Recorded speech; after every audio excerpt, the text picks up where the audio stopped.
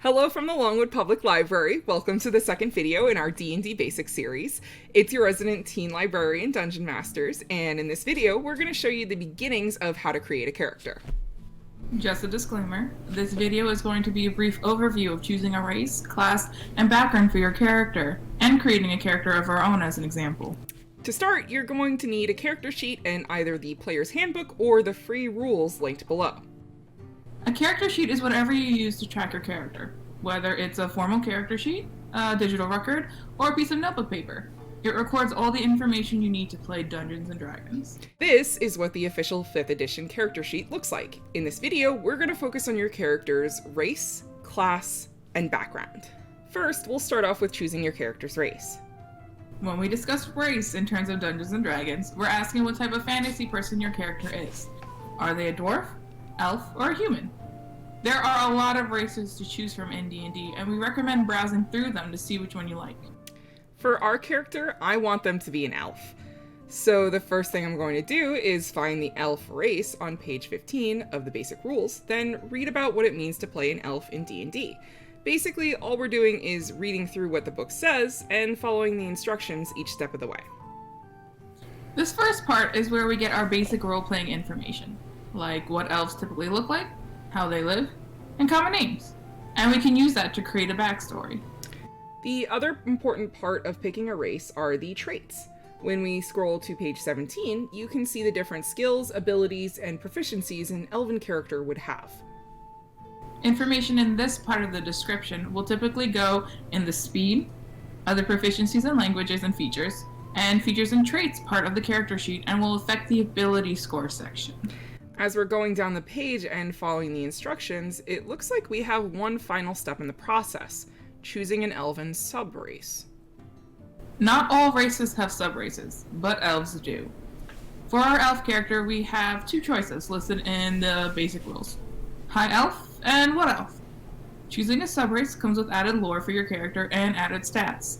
And the same way you added the previous information to your character sheet, you'll also write down their info for whatever subrace you choose. We'll choose Wood Elf, meaning we get these added skills and bonuses. Okay, so we've chosen the race for our character, a Wood Elf. Now we have to pick the class of our character. The class that we pick for our character defines the role they'll play in the party. For example, a rogue can open locked doors, which gears them toward clandestine activities. Fighters are very strong and hardy, meaning they can decimate opponents in a fight, and clerics can not only cast spells to defend themselves, but also heal their party members. Let's have our Wood Elf be a wizard. I like the idea of being able to study the arcane and shoot fire at people. So if we scroll to page 31, we have all the information we need to create that wizard character. What stands out most is the chart on the bottom of the page. This is an easy guide to show you what abilities your character will gain as they level up through the course of their adventure. If you pick a class with spellcasting, the chart will show you the information for that too. Since this is a new character, we're starting at level 1. To make our wizard, we're just following the instructions in the chapter like you would for any class. The first thing we learn about wizards is that they're one of the spellcasting classes of D&D. On page 32, we have the class features, which define a character's hit points, proficiencies, and starting equipment.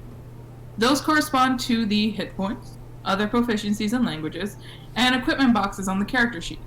For every spellcasting class, this is where the rules describe how magic works for that class. It's important to know that this is different for each spellcasting class. If you see spellcasting, here's the basic idea. Your character will know certain spells. In order to cast those spells, they need a resource called spell slots. Each class has a different amount of spell slots at different levels, and use a different ability to cast those spells. And you can see that in the chart in the beginning. So as we scroll down, I can start seeing the different features our class has. Each class will list their special abilities here, and what level you can start using it. For our wizard at level 1, I get something called Arcane Recovery. And I'd read what that means, and then put it in the features and traits section of my character sheet. As I read a little further, I can see something called Arcane Traditions. While it doesn't say it here, this is essentially a subclass of wizard, and determines even more specialized abilities and spells. Every class has a subclass, but they'll all be called something different. Clerics have domains, fighters have martial archetypes, etc. All you have to do is read through your class, and the rules will prompt you to choose the subclass. Sometimes you don't get to choose that subclass until a certain level. For wizards, we're gonna have to wait until level 2 to decide. But when I do get there, I'll go for the School of Evocation, and then I'll copy down my new abilities in the Features and Traits section, and any spells in the Attacks and Spellcasting section. So, to recap, we've chosen to make a Wood Elf Wizard. We've covered where to find information on the character's race and class, but we still need a background for them. While your character's class defines the abilities they have, a character's background is almost like what kind of job they have, or what role in society they take.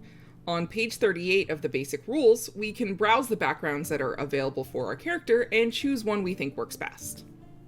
Statistically, a background determines a character's proficiencies, if they know another language, and what equipment they start with. Each background also comes with a chart on the right side, where you can roll a dice to determine the personality of your character. Those traits would go over in the personality boxes on the character sheet. And you don't have to use that chart, it's just there to help if you need some inspiration. So, let's see. We want to create a Wood Elf Wizard, but what kind of character do I want them to be?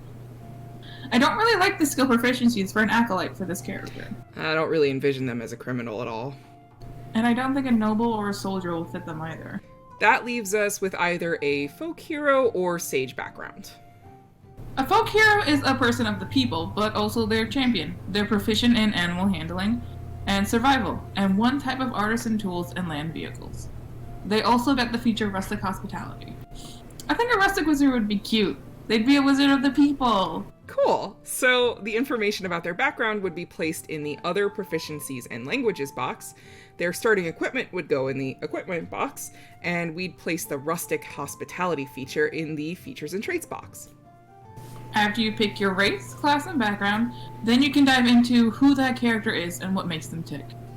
I'm going to have to think over what kind of personality I want this character to have. So that was a lot of information, but now we have our Wood Elf Wizard, folk hero of the people. And you know where to look to start building your character. That's all for today's D&D Basics. Check out the video description for links to the resources we mentioned. If this all sounds cool, go ahead and give it a shot and roll the dice. Tune in next video where we'll go over dice and ability scores. See you soon!